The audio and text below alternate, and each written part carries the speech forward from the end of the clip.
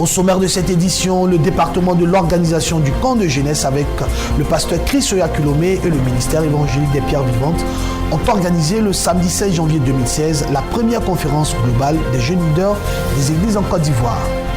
Toujours en religion, la cérémonie de lancement officiel de l'ONG Jardin d'Éden s'est tenue ce samedi 16 janvier 2016 dans la commune de Makori. Actualité africaine, Burkina Faso, au moins 29 morts dans l'attaque djihadiste d'établissements touristiques. Accord avec l'Iran, Barack Obama salue des progrès historiques. Sport, football, lancement du CHAN 2016, le championnat d'Afrique des nations de football. Mesdames et messieurs, bienvenue à cette édition d'information. Merci de rester connectés à The Blessing Channel. Parlons tout de suite de religion, comme annoncé dans les titres. Le département de l'organisation du camp de jeunesse avec le pasteur Chris Oyakhilome et le ministère évangélique des Pierres Vivantes ont organisé le samedi 16 janvier 2016 la première conférence globale des jeunes leaders des églises en Côte d'Ivoire. C'était à l'amphithéâtre B de l'université d'Abidjan-Cocody. Suivant ce reportage signé Jean-Jurès Tabi et Armel Hatsen. Ils étaient des centaines, des jeunes chrétiens qui ont participé à la première édition en Côte d'Ivoire de la conférence globale des jeunes leaders des églises, à l'initiative du département en charge de l'organisation du camp de jeunesse avec le révérend Dr Chris Oyakhilome et du ministère évangélique des Pierres Vivantes. Ces jeunes qui représentent la génération de demain ont été édifiés sur le thème de la responsabilité du jeune chrétien dans la construction d'une nation. Mais comme à toute rencontre chrétienne, un moment d'adoration a été accordé à l'Éternel.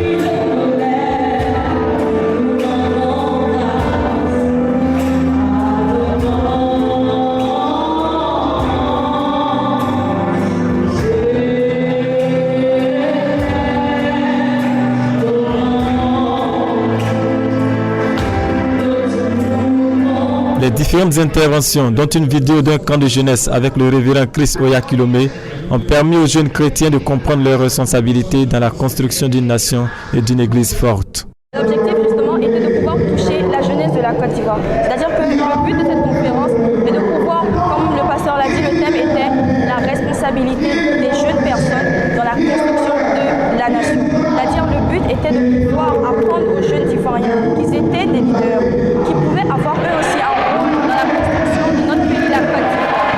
J'ai retenu de cette conférence qu'en tant que jeune, c'est pas parce que je suis jeune que je ne dois pas suivre le Seigneur, qu'il n'y a pas d'âge pour être chrétien et que je dois, selon ce que j'ai entendu dire, il faut que je lise la parole de Dieu, que je range mes pensées, que je continue à le suivre et que je reste sur la bonne voie. Je dois méditer et je ne dois pas avoir honte du Seigneur pour pouvoir impacter la future génération et devenir une jeune leader. Leader de la mission évangélique des Pierres Vivantes, le pasteur Tessero Kofi a dans une exhortation enseigné les jeunes sur l'union inséparable avec Jésus-Christ. Désormais conscients de leurs valeurs en tant que jeunes chrétiens, de nombreux participants ont pris l'engagement de marcher avec le Seigneur Jésus. Pour le pasteur Tessero Kofi, cette jeunesse est maintenant outillée pour relever des défis. Le jeune n'est pas jeune quand il est chrétien, parce qu'il a en lui la divinité et il peut répondre à tout défi. Alors ce soir, nous les avons ouvert les yeux sur premièrement qui ils sont et ce qu'ils peuvent, ce qu'ils ont à l'intérieur. Le chrétien n'est pas quelqu'un qu'on voit physiquement. David, qui était un jeune enfant, a relevé les défis face à Goliath. Donc nous voulons que nos enfants deviennent des champions, des releveurs de défis, tout comme David dans la Bible. Et avec le Saint-Esprit, cela est possible. Avec l'aide des champions comme le pasteur Christ, cela est possible. Nous restons toujours en religion en Côte d'Ivoire. La cérémonie de lancement officiel de l'ONG Jardin d'Éden s'est tenue ce samedi 16 janvier 2016 dans la commune de Makori, dans le district d'Abidjan. Il faut rappeler que cette cérémonie marquait une remise de dons aux orphelins et aux veuves en présence de plusieurs invités. Suivons cet élément. Comme la Bible nous enseigne dans le livre d'Exode chapitre 22 verset 22, tu n'affligeras point la veuve ni l'orphelin. Une prescription bien appliquée par l'ONG Jardin d'Éden qui a honoré les veuves et les orphelins ce samedi 16 janvier 2016 dans la commune de Makori, dans le district d'Abidjan, en présence des fidèles, hommes de Dieu, amis et proches, et particulièrement en présence du président des ONG de Côte d'Ivoire. Une cérémonie qui marque le lancement officiel de la dite ONG. Et il faut rappeler d'emblée que l'ONG Jardin d'Éden est une vision extériorisée par le prophète Ngom Francis Clément et son épouse l'évangéliste Ngom Eugénie, basée à Londres. Après les différentes articulations mots de bienvenue de l'évangéliste Ivan Ngom, la louange et l'adoration, place à la parole de Dieu avec le prophète Jean-Claude Begré. Quand tu dis que tu es là pour et tu t'occupes des orphelins, des pauvres, et quelqu'un qui passe, il peut dire non, mon frère, viens prendre cette somme, nous avons besoin de ces hommes-là. Et les hommes prennent cet argent et ils deviennent riches. C'était nous c'est délicat parce qu'il est accompagné d'un esprit de maman. La Bible dit une femme, des filles de prophètes qui vient à Élysée. Elle dit, ton serviteur, elle n'a pas dit mon mari d'abord, elle dit, ton serviteur, mon mari est mort. Et tu sais que ton serviteur gagnait l'Éternel. Or, le créancier est venu pour prendre deux enfants et on paie ses esclaves. Le créancier, cet homme qui est venu, il n'avait pas pitié de cette veuve. Il va me prendre les orphelins pour en payer ses esclaves. C'est ce que nous faisons aujourd'hui. À la suite de l'homme de Dieu, les personnes à l'honneur ce jour, à savoir les veuves et les orphelins, ont rendu leur témoignage et ont reçu par la suite leurs dons. Et je sais que Dieu va se lever de moi. Je vous remercie. J'ai perdu ma femme, ça fait 12 ans. Elle m'a donné 3 enfants. Elle m'a donné 3 enfants. Et vraiment, c'est pas facile. Je me débrouille un peu pour les scolariser. Et vraiment, c'est pas facile. Donc tu es là. Cette belle cérémonie s'est terminée dans une ambiance festive pour la gloire de l'Éternel.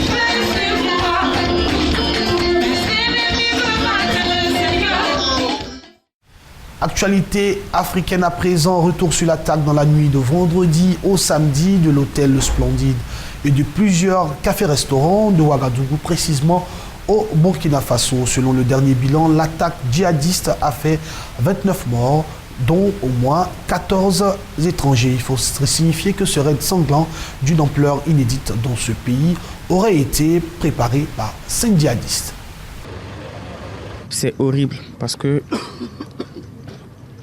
tout le monde était paniqué et les gens étaient couchés et il y avait du sang partout. Et ils tiraient sur les gens à bout portant. Et la détonation, le bruit était trop fort. Au fait, c'est traumatisant. Honnêtement, c'est traumatisant. Et ce sont des gens, je pense, qui sont vraiment méchants. On les entendait parler et ils marchaient autour des gens qui étaient autour de nous et ils tiraient encore sur des personnes qui n'étaient pas mortes. Et quand ils sont sortis, ils ont mis le feu au Capuchino. Et le feu, la fumée a commencé à m'étouffer d'autres personnes et les survivants, et chacun a commencé à se diriger vers la porte. C'est en ce moment que j'ai regardé au dehors, j'ai vu que je ne voyais personne. Et moi, je suis sorti à travers la fenêtre qui était cassée. Nous restons toujours dans la ferveur de l'attaque au Burkina Faso. 2 jours après la première attaque djihadiste à Ouagadougou, le Burkina Faso est toujours sous le choc. Le Premier ministre burkinabé Paul Kaba Thieba s'est rendu sur le lieu accompagné de son homologue malien. 2 jours après la première attaque djihadiste à Ouagadougou, le Burkina Faso est toujours sous le choc. 29 personnes ont péri dans cette attaque qui a visé un restaurant et plusieurs hôtels de la capitale. Parmi eux, on compte 14 ou 15 étrangers, dont 2 Français. Le Premier ministre burkinabé, Paul Kaba Thieba, s'est rendu sur les lieux. On a affaire à un type de guerre qui n'est pas une guerre conventionnelle. C'est le type de guerre asymétrique auquel nous devrons nous organiser pour faire face. L'attaque a été revendiquée par Al-Qaïda au Maghreb islamique et qu'il a attribuée au groupe de Mokhtar Belmokhtar. Les forces de sécurité burkinabées ratissent toujours les environs à la recherche d'éventuels djihadistes en fuite. 12 enquêteurs français sont arrivés pour aider à mener l'enquête. En France, François Hollande a réagi le samedi dernier à l'attentat de Ouagadougou. Lors de ses vœux aux Corésiens à Tulle, des terroristes ont assassiné lâchement 27 personnes, dont 7 femmes, un enfant. Et ces terroristes voulaient une fois encore créer l'horreur, a souligné le président de la République française. Cette nuit, au Burkina Faso, pays qui est lié à la région autrefois Limousin, à Ouagadougou, dans cette capitale de l'Afrique de l'Ouest, des terroristes ont assassiné lâchement 27 personnes, dont 7 femmes, un enfant. Et ces terroristes voulaient une fois encore créer l'horreur. Ils sont allés dans plusieurs établissements, hôtels et restaurants, et il a fallu que les forces armées du Burkina Faso, appuyées par les forces spéciales françaises, et je veux ici saluer leur courage, il a fallu que ces éléments militaires puissent intervenir pour libérer 120 otages, qui sans doute auraient connu un sort cruel. Après plusieurs villes marocaines, le jour précédent, la capitale Rabat a célébré le nouvel an berbère. Des centaines de personnes se sont réunies devant le Parlement pour fêter le premier jour de l'année amazique. Pour l'occasion, plusieurs centaines de personnes se sont retrouvées devant le Parlement afin de célébrer le premier jour de l'année amazigue de 1966. La célébration est importante dans ce pays du Maghreb qui compte la communauté amazigue la plus nombreuse, une population dont la présence remonte à la période pré-islamique. Les Berbères réunis à Rabat ont chanté et dansé jusqu'à la nuit en agitant le drapeau amazique bleu, vert et jaune. En termes de gastronomie, plusieurs mets sont préparés pour cette fête, notamment le célèbre tagoula, une purée à base de céréales. Le président François Hollande détaillera ce lundi un plan massif de formation de 500 000 chômeurs promis lors de ses vœux aux Français. Un domaine dans lequel la France est en retard, il faut le préciser, elle forme un chômeur sur 10, quand l'Allemagne en forme 2 sur 10 et la Norvège 3 sur 10. On se croirait presque dans une émission de télé sur la cuisine. Il vous reste 10 minutes. Et pourtant, il s'agit d'une salle de classe, c'est même le jour de l'examen final. Ces élèves sont pour la plupart des chômeurs en formation. Philippe, ancien manutentionnaire, s'est inscrit à Pôle emploi il y a 1 an. C'est lui qui a demandé à faire cette formation d'agent de restauration. C'est un secteur qui est très porteur, donc je pense que j'aurai pas de difficultés pour trouver du travail. En effet, 9 stagiaires sur 10 en moyenne trouvent du travail à l'issue de cette formation de 5 mois. Ils vont travailler soit en entreprise, soit au restaurant d'entreprise, soit dans la restauration scolaire, soit même dans les maisons de retraite ou médicalisées. Donc oui, effectivement, il y a des besoins, des gros besoins dans ces métiers-là. Autre secteur en manque de main-d'œuvre, le génie climatique. Tout ce qui tourne autour du froid, des climatiseurs au frigo en passant par les congélateurs. Sofiane était préparateur de commandes dans la grande distribution, mais le métier ne lui plaisait plus. J'ai décidé de changer, voilà. Et j'avais pas les diplômes pour pouvoir prétendre à une autre activité. Donc j'ai décidé de rentrer dans une formation. Le gouvernement s'est fixé comme objectif de former 500 000 chômeurs de plus cette année. La France a du retard en la matière. Elle ne forme qu'un chômeur sur 10. C'est 2 fois moins qu'en Allemagne et même 3 fois moins qu'en Norvège. Doubler ce nombre de demandeurs d'emploi qui peuvent accéder à une formation nous semble évident. Les métiers évoluent très très vite. On est passé dans un mode de formation tout au long de sa vie. Donc les périodes de chômage peuvent faire partie des accidents ou des périodes de la vie d'un actif. Il faut qu'il puisse accéder plus facilement et plus rapidement à une formation qui lui permette de rebondir sur un nouvel emploi. Tous secteurs confondus, 6 chômeurs sur 10 retrouvent un emploi après une formation à l'AFPA. Ce qui devrait bientôt être le cas de Philippe. Il a décroché son diplôme d'agent de restauration et espère trouver rapidement du travail dans un restaurant d'entreprise. Parlons à présent des élections en Amérique. Le ton est encore monté d'un cran entre les principaux candidats à l'investiture démocrate pour l'élection présidentielle américaine. Le sénateur Bernie Sanders s'annonce dans les sondages. Cette dernière semaine a profité du dernier débat télévisé avant le début des primaires pour souligner la proximité d'Hillary Clinton avec les milieux de la finance. Le ton est encore monté d'un cran hier soir entre les principaux candidats à l'investiture démocrate pour l'élection présidentielle américaine. Le sénateur Bernie Sanders, en hausse dans les sondages, a souligné lors du dernier débat avant le début des primaires la proximité d'Hillary Clinton avec les milieux de la finance. Je ne suis pas financé par les grandes banques. Je ne donne pas de discours rémunérés chez Goldman Sachs. Je n'ai pas de comité d'action politique. Je ne veux pas de l'argent de Wall Street. Je me reposerai sur la classe moyenne et les travailleurs. L'ancienne secrétaire d'État favorite dans les sondages reproche à son challenger son idéalisme et attaque le sénateur du Vermont, un État rural, sur sa position ambiguë vis-à-vis des armes. Le sénateur Sanders a voté à plusieurs reprises avec la NRA et le lobby des armes, et 5 fois contre la loi Brady. Il a voté pour donner l'immunité aux fabricants et aux vendeurs d'armes, ce que la NRA qualifiait de plus grande loi relative aux armes des 2 dernières décennies.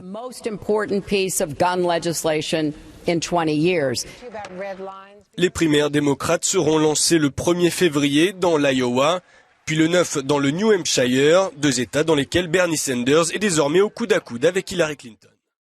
Le retour de l'Iran sur la scène internationale. L'Iran annonce ici l'achat de 114 Airbus, revient ici sur le marché du pétrole dont le cours tombe sous la barre des $28 le baril. C'est que depuis la levée des sanctions contre Téhéran, l'Iran revient petit à petit sur la scène internationale.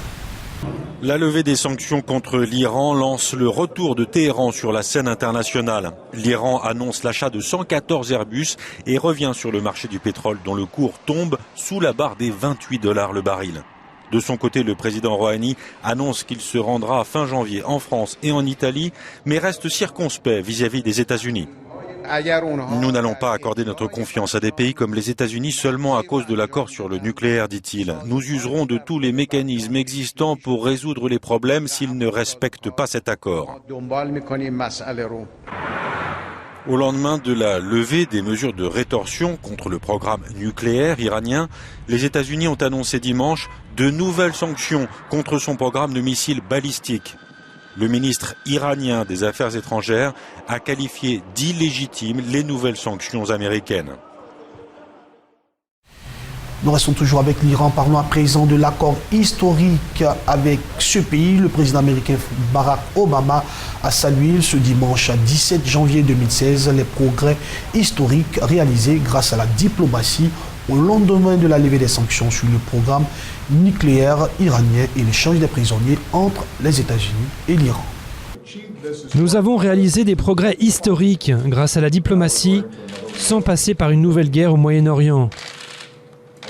Je veux aussi signaler que travailler avec l'Iran sur l'accord nucléaire nous a permis d'être en meilleure position pour faire face à d'autres problèmes.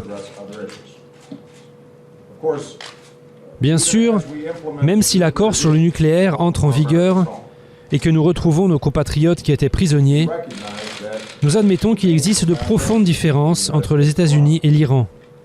Nous restons fermes dans notre dénonciation du comportement déstabilisateur de l'Iran par ailleurs, y compris les menaces envers Israël ou nos partenaires des pays du Golfe, et son soutien à des éléments violents comme en Syrie ou au Yémen. Nos gouvernements se parlent désormais. Après l'accord sur le nucléaire, vous, particulièrement les jeunes, avez l'occasion de tisser de nouveaux liens avec le monde. Nous avons une occasion rare d'emprunter une nouvelle voie, un avenir meilleur et différent, qui mettra le progrès à portée de main de nos peuples, mais aussi du monde. Direction l'Asie à présent, précisément en Chine, une nouvelle banque, la Banque asiatique d'investissement dans les infrastructures, en abrégé AIB, a été inaugurée à Pékin ce samedi en présence du président chinois Xi Jinping et des représentants des pays partenaires. Cette banque a été mise en place pour concurrencer la Banque mondiale. La Chine a déjà souscrit plus de 30 milliards de dollars au capital de l'organisme. La Chine a lancé sa nouvelle banque de développement pour concurrencer sa rivale américaine, la Banque mondiale. L'AIB a été inaugurée à Pékin ce samedi en présence du président chinois Xi Jinping et des représentants des pays partenaires. La Chine a souscrit plus de 30 milliards de dollars au capital de l'organisme destiné à financer les infrastructures. Il est fondamental de répondre à ces besoins car le développement des infrastructures permet de dynamiser la croissance, de créer des opportunités économiques et d'améliorer la qualité de vie de tout le monde. Une trentaine de pays ont rejoint l'organisme bancaire, notamment le Royaume-Uni, l'Allemagne ou encore la Russie. L'AIIB devrait démarrer ses opérations au cours du deuxième semestre cette année. Parlons à présent de sport dans cette édition d'information, précisément le football avec le CHAN 2016. Le championnat d'Afrique des Nations de football a débuté ce samedi. Dans le match d'ouverture, le Rwanda, pays hôte, a battu les éléphants de Côte d'Ivoire par 1-0. Pour son match d'ouverture samedi, le Rwanda, pays hôte, a joué contre les éléphants de la Côte d'Ivoire.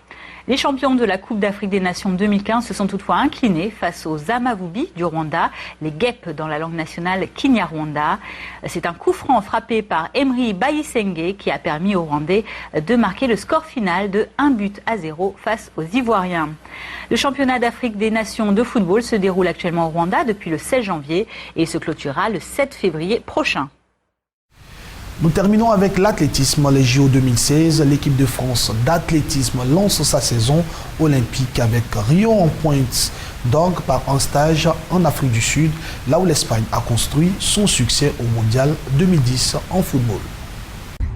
À l'heure des grandes vacances sud-africaines, la petite ville de Potchefstroom entre en ébullition. L'élite de l'athlétisme européen y prépare les grandes échéances de l'année sous le soleil. Sur la piste de l'université, les coureurs suisses côtoient des athlètes slovaques ou belges. Mais depuis 3 ans, une colonie bleu-blanc-rouge d'une centaine d'athlètes prend possession des lieux pendant plusieurs semaines. À l'origine de cette idée, l'ancienne star du 1500 mètres, Mehdi Bala, qui vient à Potchefstroom depuis plus de 15 ans. Ça a évolué, ils ont créé un centre de haut niveau, il y a même un centre scientifique pour évaluer les athlètes, ce qui est un très bon outil, moi je l'ai utilisé en tout cas. Et ma foi, moi si je suis venu ici, c'est vraiment parce que je connaissais bien l'endroit, que j'avais vraiment envie de faire découvrir ça déjà à la majorité des athlètes français de l'équipe de France. Et parce que j'avais la certitude que cet endroit-là plairait à tout le monde. Sur place, les installations n'ont rien à envier aux standards européens. Le site a accueilli l'équipe d'Espagne championne du monde de football en 2010 et fait l'unanimité auprès des athlètes. Ici, on a tout. On a des bonnes conditions climatiques, de bonnes installations et troisièmement, c'est l'altitude. On est à 1005, c'est pas mal. On a tout ce qu'il faut et les gens ils sont bien. On connaît tout le monde et c'est comme notre deuxième maison. J'ai compris assez vite, en fait, la première fois que je suis venu là, que tu repars d'ici requinqué. Potchefstroom est désormais un lieu de référence pour l'entraînement des athlètes du monde entier. Et face à l'écrasante chaleur des après-midi de l'été sud-africain, le complexe propose suffisamment d'options pour se détendre. De quoi souder la cohésion du groupe France à quelques mois des Jeux Olympiques de Rio. On essaie de créer au mieux, c'est justement que tous les athlètes arrivent à se côtoyer, se parler, arrivent à créer des liens. Parce qu'il faut dire ce qui est, c'est pas un championnat qu'on a créé, puisque la tension est présente. Et forcément, chacun pense un petit peu à soi avant de penser aux autres. Emmener plus de 100 personnes au bout du monde à un coût, autour de 150 000 €. Et le stage est devenu indispensable. Désormais habitués des lieux, les Bleus ont déjà prévu de revenir en 2017 et en 2018. Mesdames et messieurs, c'est ici que s'achève cette édition d'information qui vous a été préparée par l'ensemble de la rédaction. Bonne suite de programme sur le Blessing Channel. Dieu vous bénisse. À bientôt.